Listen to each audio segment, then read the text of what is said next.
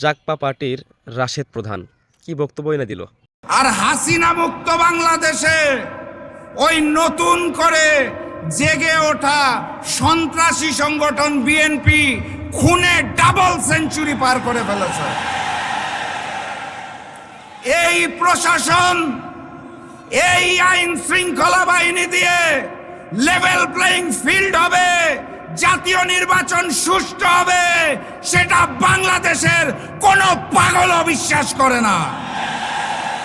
5ই August বাংলার জনগণ জানিয়ে দিয়েছে, বাংলার মাটিতে হিন্দুস্তানের আধিপত্যবাদ এবং আগ্রাসন চলবে না ইনশাআল্লাহ। প্রভু হিসাবে আমরা হিন্দুস্তানকে মানি না, আমাদের প্রভুর নাম মহান রব্বুল আলামিন আল্লাহ। আল্লাহ ব্যতীত কারো সামনে মাথা নত করতে চাই না।